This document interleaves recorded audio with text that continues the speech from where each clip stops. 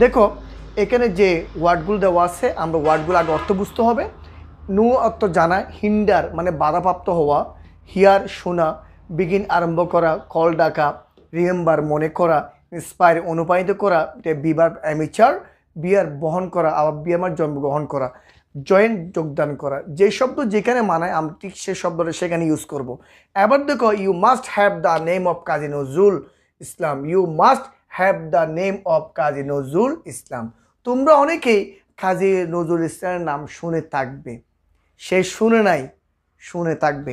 Already এখানে have বারব দেওয়া আছে, ঠিক আছে।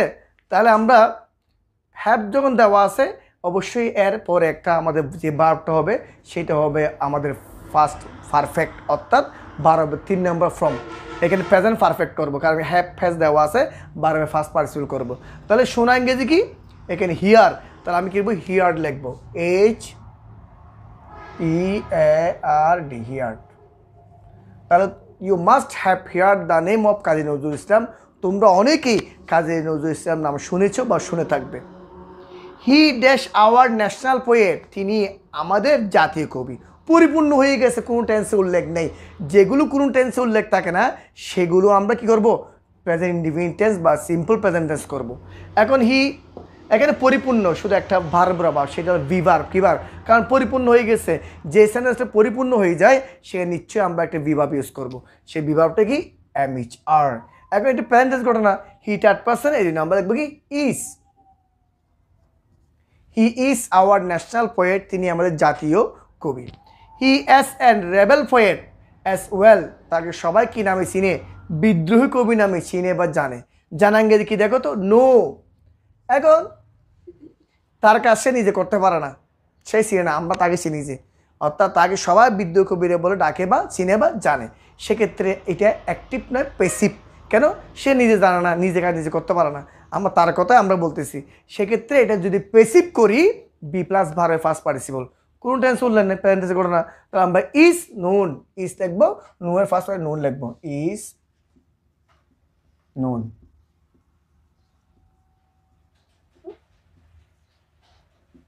তাহলে কি ইজ নোন, তাকে সবাই কি বিদ্রোহী কবি না চিনি। He in a poor family, poor family, তিনি দরিদ্র পরিবারে কি করছে বলতো, অবশ্যই জন্মগ্রহণ করছে। জন্মগ্রহণ গেলে কি এখানে আছে বিয়ার। এবার আসো, সে নিজে জন্মগ্রহণ করেনি, কেউ তাকে জন্মগ্রহণ করাইছে, নিজে জন্মগ্রহণ করতে পারতো, এটা আমরা অ্যাক্টিভ করতাম।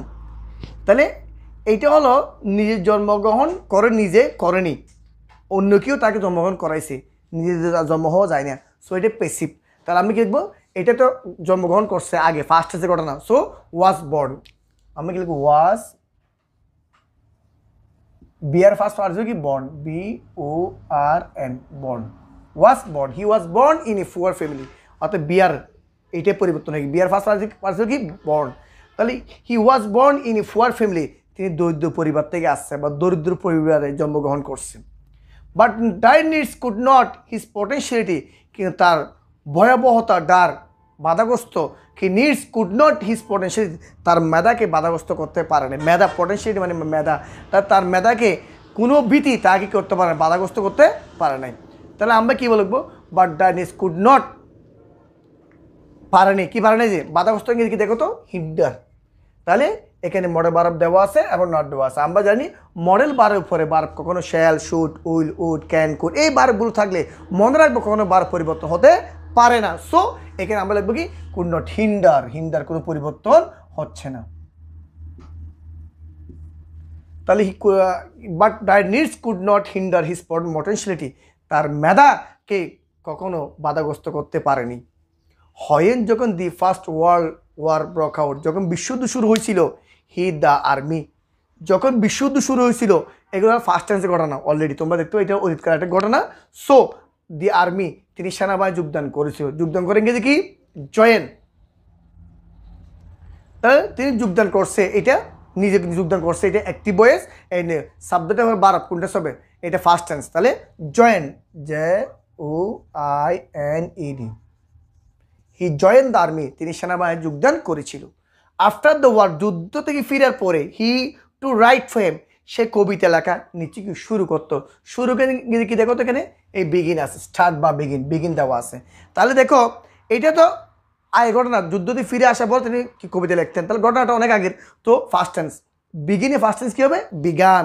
আমরা এখানে হি বিগান, BEGAN বিগান। তাহলে আফটার দ্য ওয়ার, যুদ্ধ শেষ হওয়ার পরে, he began to write poem, সে কবিতা লেখা শুরু করতো। অ্যাট দ্যাট টাইম, ওই সময়, এই সময় না, সেই সময় কথা বলা হচ্ছে, হিজ পোয়েম, তার কবিতাগুলো, অ্যান্ড সং, গানগুলো, পিপল এগেনস্ট অপারেশন, যারা যুদ্ধে যোগদান করেছিল তাদেরকে কী করেছিল, অনুপ্রাণিত করেছিল। অনুপ্রাণিত করে ইংরেজি কী বলতো, এটা ইন্সপায়ার্ড। এখন এখানে এই দেখো সং মানে এদেরকে কী হতো, অনুপ্রাণিত করতো, পাস্ট টেন্স করেছিল বা করতো। সো আমি ইন্সপায়ার্ড লিখব।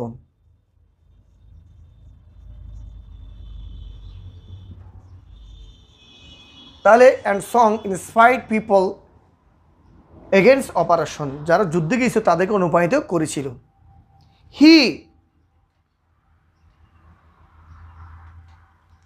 সে the Shelley of Bangla literature, তাকে বাংলা সাহিত্যের জনকে কী করা হয়, বলা হয়।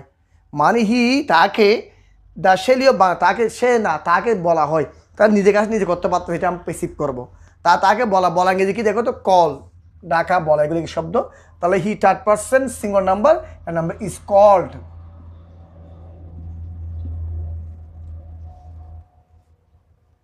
তাহলে আমি কি লিখলাম, হি ইজ কল্ড, তাকে বলা হয়, কি বলা হয়, দ্য শেলি অফ বাংলিশ, তাকে বাংলা সাহিত্যের শেলি বা জনক বলা হয়। উই শুড, আমাদের উচিত, হিম, তাকে, ফর হিজ গ্রেট ডিড, তার ভালো কাজের জন্য, তাকে করতে, তাকে স্মরণ করা উচিত। স্মরণ করে গিয়ে দেখি রিমেম্বার, দেখো এখানে আছে। এখন তোমরা জানো এই দেখো শূন্যস্থানের আগে মডেল বারব দেওয়া আছে। আমরা জানি মডেল বারব কখনো পরিবর্তন হতে পারে না। সো রিমেম্বার বরাবর ঠিক থাকবে এখানে, EMEMBER, রিমেম্বার। তাহলে উই শুড রিমেম্বার হিম, আমাদের উচিত তাকে অনুসরণ করা, ফর হিজ গ্রেট ডিড, তার ভালো কাজের জন্য আমাদের উচিত তাকে অনুসরণ করা। তো স্টুডেন্টরা, আজকে যে আমি ময়মনসিংহ বোর্ড 2020 সালের বোর্ড কোয়েশ্চন নিয়ে আলোচনা করেছি, নিশ্চয়ই তোমরা পরিপূর্ণভাবে এই বোর্ড কোয়েশ্চনটি বুঝতে পেরেছো এবং এটা একটা অনেক সহজ একটা বোর্ড কোয়েশ্চন। তো স্টুডেন্টরা, আশা করবো তোমরা এগুলো বাসায় এক্সারসাইজ করবে, তোমাদের ক্লাসগুলো যদি ভালো লাগে, যদি বুঝতে পারো, তোমরা ক্লাসগুলো শেয়ার করে দেবে, যাতে তোমাদের মাধ্যমে তোমাদের সকল বন্ধুরা উপকৃত হয়।